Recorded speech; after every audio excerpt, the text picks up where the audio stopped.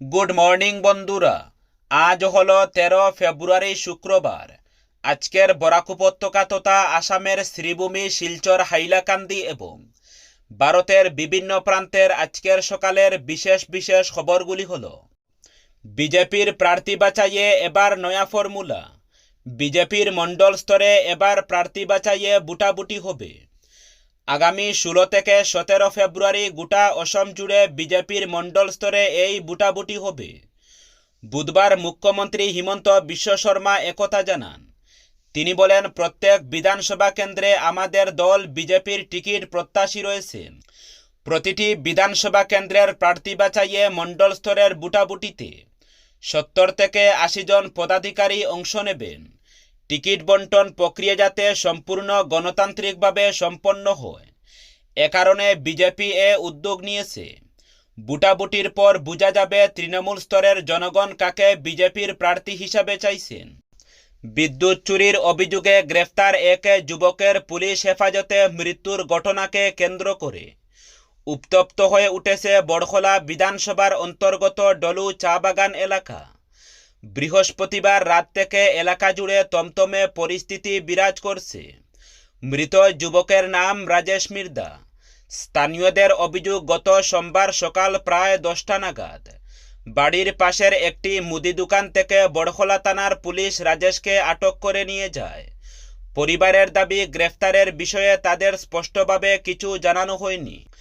অভিযোগ অনুযায়ী বৃহস্পতিবার হঠাৎই পুলিশ রাজেশের মৃতদেহ পরিবারের হাতে তুলে দিতে চাইলে ক্ষুব্ধ পরিবার তা গ্রহণ করতে অস্বীকার করে।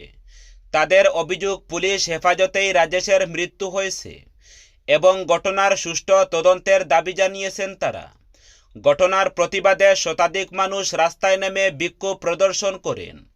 এলাকায় চরম উত্তেজনা ছড়িয়ে পড়ে। পরিস্থিতি নিয়ন্ত্রণে রাখতে বিশাল পুলিশ বাহিনী মোতায়েন করা হয়েছে। এলাকায় এখনও টানটান উত্তেজনা বিরাজ করছে, তবে পুলিশ প্রশাসনের পক্ষ থেকে পরিস্থিতি স্বাভাবিক করার চেষ্টা অব্যাহত রয়েছে। ঘটনাকে কেন্দ্র করে সমগ্র এলাকায় ব্যাপক চাঞ্চল্যের সৃষ্টি হয়। 24 ঘন্টা শান্তি থাকার পর বৃহস্পতিবার সকালে আবারও উত্তেজনা ছড়ালো মণিপুরের উখরুল জেলায়। সকাল প্রায় 7টার সময় লিতান সারাইকং গ্রামে দুষ্কৃতীরা দুটি বাড়িতে আগুন ধরিয়ে দেয় বলে পুলিশ জানিয়েছে। পুলিশ সূত্রের খবর, সকাল 8টার দিকে গুলির শব্দও শোনা যায়, তবে কোনো হতাহতের খবর পাওয়া যায়নি। রবিবার রাতের এক মদ্যপ ঝগড়া থেকে শুরু হওয়া উত্তেজনা ক্রমশ বড় আকার ধারণ করেছে। ইতিমধ্যেই টাঙ্কুল, নাগা ও কুকি সম্প্রদায়ের 40টিরও বেশি বাড়ি পুড়িয়ে দেওয়া হয়েছে। পরিস্থিতি নিয়ন্ত্রণে রাখতে প্রশাসন লিতান এলাকায় অনির্দিষ্টকালের কারফিউ জারি করেছে এবং পুরো জেলায় ইন্টারনেট পরিষেবা বন্ধ করে দেওয়া হয়েছে। কমলাক্কদে পুরকাইস্ত কাজের লোক। কাঠিগড়ার বিধায়ক না হয়েও গত 1.5 বছরে কাঠিগড়ার সার্বিক উন্নয়নে প্রকল্পের জোয়ার বইয়ে দিয়েছেন। তাই তিনি বিধায়ক হলে কাঠিগড়ার যুগান্তকারী পরিবর্তন ঘটবে। সোমবার দুপুরে কমলাক্কের গুণকীর্তন করে আসন্ন বিধানসভা নির্বাচনে কাঠিগড়ায় কমলাক্কদে পুরকাইস্তকে বিজেপি টিকিট প্রদানের জোরালো দাবি জানালেন কালাইন লক্ষ্মীপুর প্রথম খণ্ডের শতাধিক পুরুষ মহিলা বিজেপি কর্মী এবং সমর্থকরা। রতীন্দ্র রায়, সঞ্জয় সিনহা, সাধনা রায়, মনিকা সিনহা, মাধুরী সিনহা, রিঙ্কু দেবরা বলেন, কমলাক্কদে পুরকাইস্ত গত 1.5 বছরে কাঠিগড়ার উন্নয়নের জন্য যে প্রয়াস চালিয়েছেন এবং যাচ্ছেন, কাঠিগড়ার জনগণ বিগত 10 বছরে তা প্রত্যক্ষ করেননি। গত 1.5 বছরে কোনো ব্যক্তি কোনো কাজের জন্য তার কাছ থেকে খালি হাতে ফেরেননি। এরূপ কর্মোদ্যমী ব্যক্তি বিধায়ক হলে কাঠিগড়ায় উন্নয়নের নতুন ইতিহাস রচিত হবে। তারা বলেন, কমলাক্ক বিজেপি প্রার্থী হলে কাঠিগড়ায় বিজেপির জয় 100% নিশ্চিত। বগুড়া পুরসভার 21টি ওয়ার্ড ও সদর উপজেলা নিয়ে গঠিত বগুড়া 6 আসনে বিএনপির চেয়ারম্যান তারেক রহমান বিপুল ভোটের ব্যবধানে বিজয়ী হয়েছেন। 150টি কেন্দ্রের সবকটিতে বিজয়ী হয়েছেন তারেক রহমান। পেয়েছেন 2,16,284 ভোট।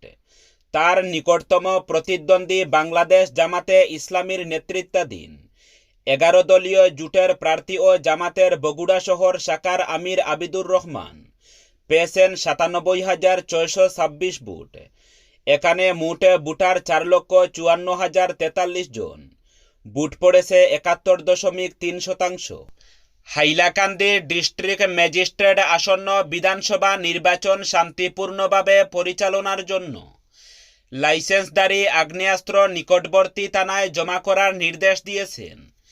জেলা ম্যাজিস্ট্রেট অভিষেক জৈন 11 ফেব্রুয়ারি জারি করা এক আদেশে জানিয়েছেন, লাইসেন্সপ্রাপ্ত আগ্নেয়াস্ত্রগুলি 10 দিনের মধ্যে জমা দিতে হবে। নির্বাচনী প্রক্রিয়া শেষ না হওয়া পর্যন্ত জমা করা এই আগ্নেয়াস্ত্রগুলি পুলিশ স্টেশনে সেফ কাস্টডিতে থাকবে বলে জানানো হয়েছে। যারা এই আদেশ মেনে চলবেন না তাদের বিরুদ্ধে আইনের প্রাসঙ্গিক ধারায় ব্যবস্থা নেওয়া হবে। তবে এই আদেশটি ব্যাংকে সিকিউরিটি গার্ড এবং এটিএম মেশিনের নিরাপত্তা কর্মীদের ক্ষেত্রে প্রযোজ্য নয়। আর্থিক অন্তর্ভুক্তি এবং আত্মনির্ভর ভারত গঠনের সংকল্পকে তৃণমূল স্তরে পৌঁছে দিতে বিশেষ উদ্যোগ নিল সেন্ট্রাল ব্যাংক অফ ইন্ডিয়া। আজ 13 ফেব্রুয়ারি শিলচর সঙ্গীত বিদ্যালয় ভবনে ব্যাংকের গুয়াহাটি আঞ্চলিক শাখার ব্যবস্থাপনায় এক বিশেষ ঋণমেলা ও সচেতনতা শিবিরের আয়োজন করা হয়েছে। ব্যাংক সূত্রে জানানো হয়েছে, আজ সকাল 10টা থেকে এই শিবিরের কার্যক্রম শুরু হবে।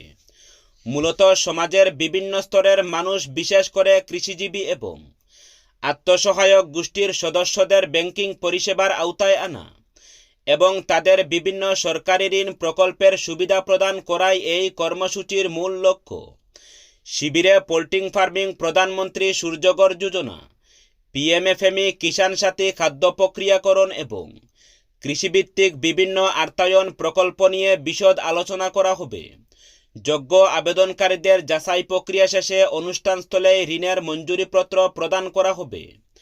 অনুষ্ঠানে সেন্ট্রাল ব্যাংকের উচ্চপদস্থ আধিকারিকদের পাশাপাশি জেলা প্রশাসনের পদস্থ কর্তারাও উপস্থিত থাকবেন বলে জানানো হয়েছে। অসমের দীর্ঘকালীন জাতীয় পরিচয় ও নাগরিকত্ব সংকট নিরসনে এবার সরাসরি কেন্দ্রীয় স্বরাষ্ট্রমন্ত্রীর দ্বারস্থ হল সিআরপিসিসি।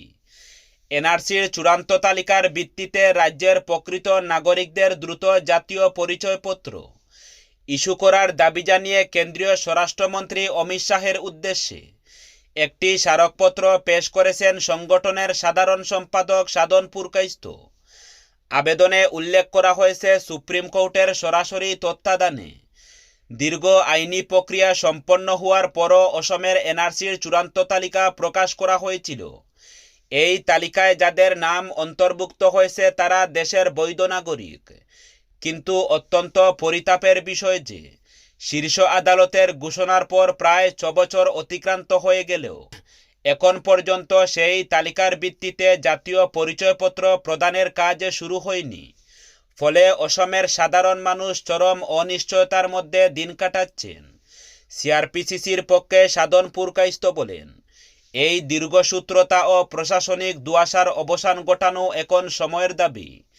এনআরসির চূড়ান্ত তালিকাভুক্ত নাগরিকদের দ্রুত পরিচয়পত্র প্রদান করলে নাগরিকত্ব নিয়ে চলমান এই সংকট চিরতরে দূর হবে। স্মারকপত্রে স্বরাষ্ট্রমন্ত্রীর কাছে বিশেষ আবেদন জানিয়ে বলা হয়েছে, সংশ্লিষ্ট বিভাগকে প্রয়োজনীয় নির্দেশ দিতে যাতে দ্রুত পরিচয়পত্র ইস্যুর ব্যবস্থা করা হয়। তার জন্য কেন্দ্রীয় সরকারের সক্রিয় হস্তক্ষেপ একান্ত প্রয়োজন। রাজ্যের চা শ্রমিকদের খুশির খবর শোনালেন মুখ্যমন্ত্রী ডক্টর হিমন্ত বিশ্ব শর্মা। তিনি বলেন, আগামী 14 ফেব্রুয়ারি প্রধানমন্ত্রী নরেন্দ্র মোদী রাজ্যে আসছেন, কিন্তু এরপরও আগামী 6 থেকে 7 মার্চ প্রধানমন্ত্রী অসমে এসে চা শ্রমিকদের জমির পাট্টা দেওয়ার প্রক্রিয়া উদ্বোধন করবেন। তবে ব্যস্ততার কারণে যদি প্রধানমন্ত্রী রাজ্যে আসতে না পারেন তাহলে স্বরাষ্ট্রমন্ত্রী অমিত শাহ রাজ্যে আসবেন এবং চা শ্রমিকদের জমির পাট্টা প্রদান করবেন। এছাড়া ফেব্রুয়ারির শেষ দিকে চা শ্রমিকদের হাজিরা বৃদ্ধি পাবে বলেও ইঙ্গিত দেন তিনি। কেন্দ্রীয় সরকার প্রধানমন্ত্রী গ্রাম সড়ক যোজনার অধীনে অসমে 1819 কোটি টাকার অনুমোদন জানিয়েছে। মুখ্যমন্ত্রী ডক্টর হিমন্ত বিশ্ব শর্মা আজ এই তথ্য জানিয়ে রাজ্যের উন্নয়নের যাত্রায় নিরন্তর গুরুত্ব আরোপ করার জন্য প্রধানমন্ত্রী নরেন্দ্র মোদীকে ধন্যবাদ জানান। মুখ্যমন্ত্রী বলেন, এই অনুমোদিত তহবিল দিয়ে রাজ্যের 1522 কিলোমিটার দৈর্ঘ্যের সড়ক ও 3.1 থেকে 3 কিলোমিটার দৈর্ঘ্যের সেতু নির্মাণ প্রকল্প রূপায়ণ করা হবে। এর ফলে রাজ্যের গ্রামাঞ্চলের যোগাযোগ ব্যবস্থা অধিক সুদৃঢ় হবে এবং ব্যবসা বাণিজ্য আরও সচল হবে বলে মুখ্যমন্ত্রী আশা প্রকাশ করেন।